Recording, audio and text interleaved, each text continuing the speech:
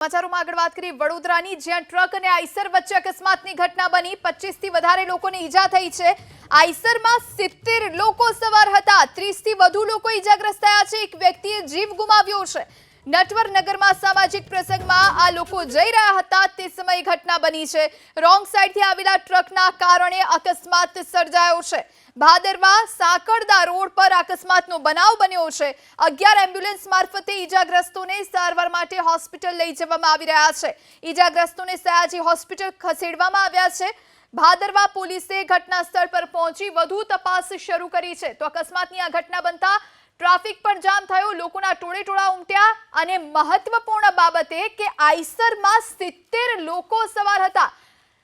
કોઈ કેપેસિટી જેવું શબ્દ કદાચ આ ડ્રાઈવરને નહીં ખબર હોય અને એટલા જ માટે આટલી મોટી સંખ્યામાં લોકો ભરવામાં આવ્યા। આઈસરમાં અકસ્માત થતા 30 જેટલા લોકો ઈજાગ્રસ્ત થયા છે, જેમને સારવાર માટે ખસેડવામાં આવ્યા છે।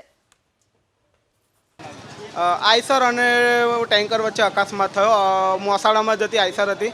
25 થી વધારે લોકો ઇન્જર છે। 10 108 બોલાવી, 10 થી વધારે 108 ને ઇમરજન્સી કોલ આપી સાવલી અને વડોદરા ખાતે પ્રાથમિક સારવાર માટે લઈ જવા માટે રવાના કર્યા છે।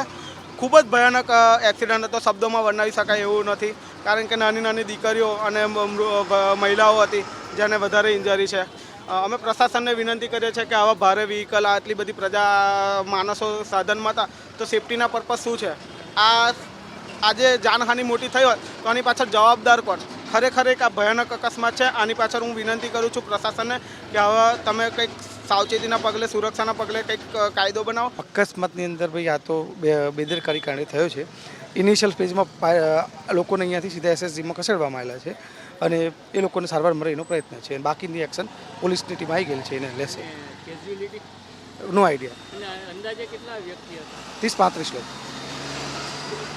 30 થી 35 એસએસજીમાં મોકલા છે। એસએસજી મોકલા છે વડીલ, ઇનિશિયલ માહિતી કંઈ છે ને, અમે સીધા આવ્યા એટલે પહેલાં એ લોકોને એસએસજીમાં ખસેડેલા છે। આપણું નામ સર? તો આ વિશે વધુ જાણકારી માટે અમારા સંવાદદાતા પરેશ ધોળકિયા ફોન લાઈન પર જોડાયા છે। પરેશ, અત્યારે શું પરિસ્થિતિ? જાણવામાં આવે છે કે વડોદરા પાસે સાકરદા આવેલું છે, ત્યાંથી એક અકસ્માત થયો છે। એમાં ગોજારી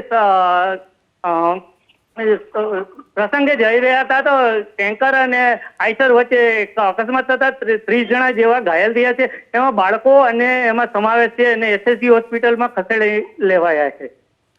જી આભાર પરેશ જાણકારી આપવા માટે। તો વડોદરામાં ટ્રક અને આઈસર વચ્ચે અકસ્માતની ઘટના બની છે। અકસ્માતમાં એક વ્યક્તિએ જીવ ગુમાવ્યો છે, જ્યારે 30 થી વધારે લોકો ઈજાગ્રસ્ત થયા। 70 જેટલા લોકો આઈસરમાં સવાર હતા।